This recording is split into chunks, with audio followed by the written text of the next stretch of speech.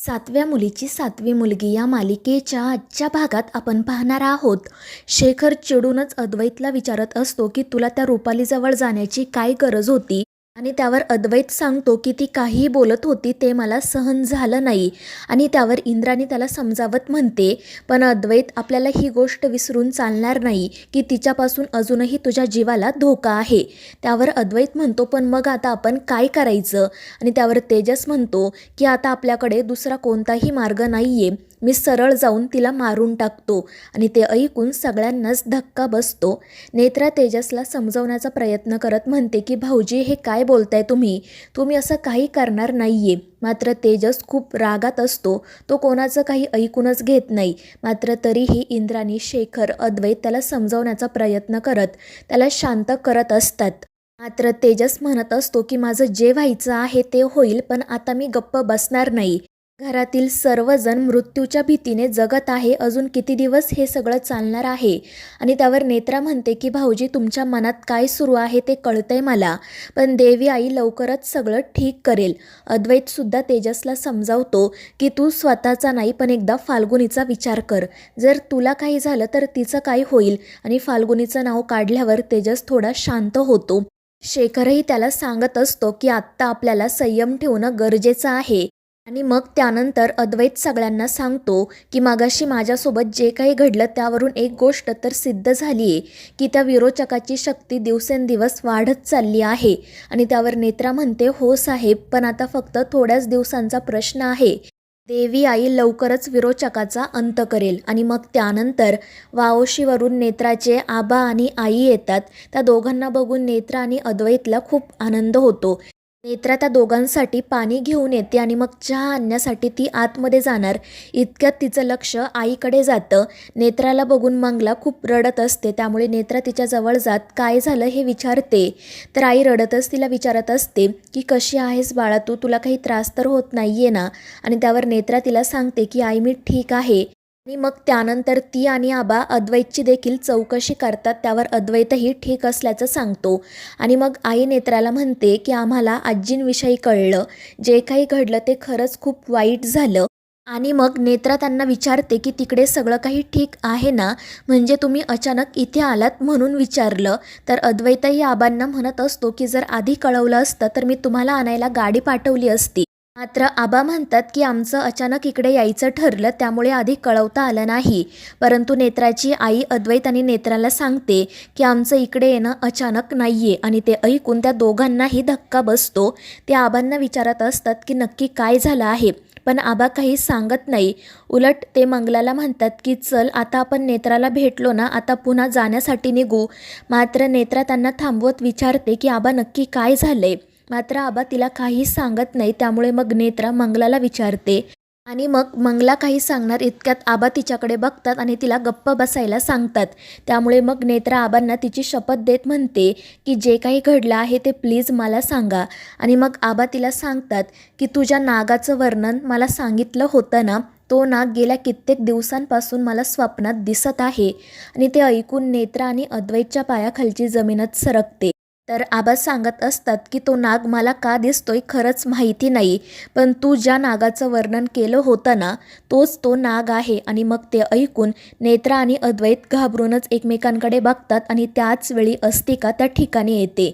तिला असं अचानक समोर आलेलं बघून नेत्रा आणि अद्वैत अजूनच घाबरतात. आणि मग त्यानंतर अस्तिका नाटक करत विचारते की नेत्रा तुमच्याकडे पाहुणे आले आहेत का. आणि मग त्यानंतर आबा आणि मंगला त्यांची ओळख करून देतात.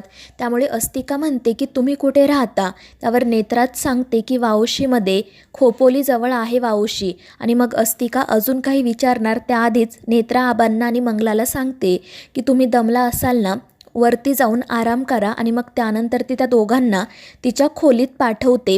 तर अस्तिका म्हणत असते की नेत्रा मला तुला एक महत्त्वाची गोष्ट सांगायची होती, पण आपण नंतर बोलूयात. आणि मग ती सुद्धा तेथून निघून जाते. दुसरीकडे इंद्राणी देवी आईचा ग्रंथ वाचत असते. ती मनाशी म्हणत असते की या ग्रंथामध्ये अस्तिकाच्या बाबतीत नक्कीच काहीतरी संदर्भ भेटेल. यात असं काही आहे का जे माझ्या नजरेतून याआधी सुटलंय. आणि मग ती तो ग्रंथ वाचत असतानाच अस्तिका त्या ठिकाणी येते. त्याने दरवाजा नॉक करते, त्यामुळे मग इंद्राणी पटकन तो ग्रंथ लपवते. आणि मग अस्तिका इंद्राणीला म्हणते की मला तुम्हाला एक महत्त्वाची गोष्ट सांगायची. त्यावर इंद्राणी विचारते काय, तर अस्तिका नाटक करत तिला सांगते की मला असं वाटते की या घरामध्ये एक नाग नाही आहे तर खूप सारे नाग आहेत. त्यावर इंद्राणी अतिशय शांतपणे तिला विचारते की असं का वाटतंय तुला. त्यावर अस्तिका म्हणते की मला सेन्स होत आहे की या घरात एक नाग नाही आहे तर अनेक नाग आहेत, पण तुम्ही काळजी करू नका, मी त्या सगळ्या नागांना पकडेल. आणि त्यावर इंद्राणी म्हणते ठीक आहे. पण त्याच वेळी तिचं लक्ष अस्तिकाच्या हाताला लागलेल्या कातीकडे जातं आणि ती कात बघून तर इंद्राणीची खात्रीच पटते की विरोचकाचा नाग अस्तिकाचा आहे. आणि मग इंद्राणी आपल्या हाताकडे का बघते म्हणून अस्तिकासुद्धा हाताकडे बघते आणि त्या ठिकाणी कात आहे हे बघितल्यावर ती खूपच घाबरते. पण ती इंद्राणीला सांगते की मगाशी मी नागाला बघण्यासाठी टाकीजवळ गेले होते ना, कदाचित तिथेच ही कात लागली असेल. आणि आता यावरून तर कन्फर्म झाले की या घरात अनेक नाग आहेत, पण तुम्ही काळजी करू नका, मी पकडेल त्यांना. आणि मग ती तेथून निघून जाते. तर इंद्राणी मनाशी म्हणत असते की अस्तिकाच विरोचकाचा नाग आहे. दुसरीकडे नेत्राने आबांना आणि आईला आत्तापर्यंत घडलेला सगळा प्रकार सांगितलेला असतो आणि हे सगळं काही ऐकून नेत्राच्या आईची अवस्था तर खूपच वाईट होते. ती खूप घाबरलेली असते. तर नेत्रा तिला धीर देत म्हणत असते की आई तू घाबरू नको, देवी आई आहे आमच्यासोबत, जे काही घडते त्याच्यासोबत लढतोय आम्ही. मात्र नेत्राची आई म्हणते की नेत्रा हे सगळं खूप भयानक आहे. आधीपासूनच त्या बाईसाहेब विचित्र वागत होत्या आणि आता तर कळले त्या विरोचक आहेत, राक्षस आहे. आणि असं सगळं असताना तुम्ही इथे का राहताय, हे घर सोडून दूर कुठेतरी निघून जा. आणि त्यांचं हे बोलणं सुरू असतानाच इंद्राणी त्या ठिकाणी येते. आबांना बघून तिला खूप आनंद होतो, ती त्यांचा आशीर्वाद घेते. आणि मग आबा इंद्राणीची आणि मंगलाची सुद्धा ओळख करून देतात. मंगला इंद्राणीला विचारते की मी तुम्हाला वंस म्हटले तर चालेल का. आणि त्यावर इंद्राणी आनंदाने हो म्हणते. त्यामुळे मंगलाला खूप आनंद होतो.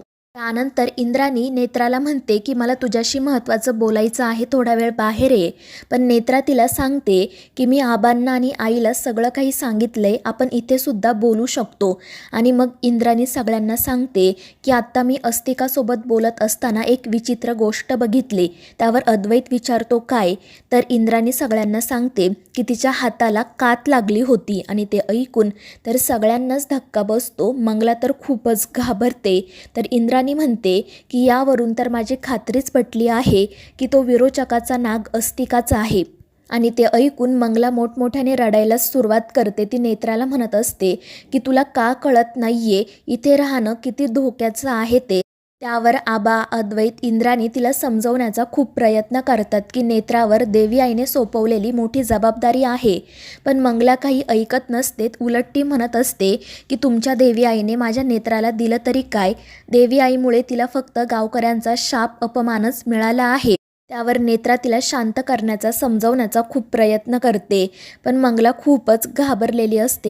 पण त्यानंतर इंद्राणी शांतपणे तिला सांगते की नेत्राचा जन्म एक विशिष्ट कार्य पूर्ण करण्यासाठी झाला आहे. देवी आईने विरोचकाचा वध करण्यासाठीच नेत्राची निवड केली आहे. आणि ते ऐकून मंगला शांत होते. तर अद्वैत तिला समजावतो की आई ही वेळ घाबरून जायची नाहीये, तर आपण सगळ्यांनी नेत्राच्या पाठीशी ठामपणे उभं राहायला हवं, तिची ताकद बनायला हवी. आणि त्यावर मंगला म्हणते की हे सगळं काही मला मान्य आहे, पण या घरात एक नाग वावरतोय आणि तो सुद्धा मुलीच्या रूपात. त्यावर अद्वैत म्हणतो की त्या अस्तिकाला मी घराबाहेरच काढतो. पण इंद्राणी त्याला थांबवत सांगते की जरी तू तिला घराबाहेर काढलं तरी ती नागरूपात पुन्हा याच घरात येणार आहे. तर नेत्रा म्हणते की ती सगळ्यांसमोर तिच्या खऱ्या रूपात म्हणजे नागरूपात यायला हवी, पण यासाठी आपल्याला काहीतरी मार्ग शोधायला हवा. आणि मग आबा त्यांना सांगतात की आपल्याकडे एक मार्ग आहे.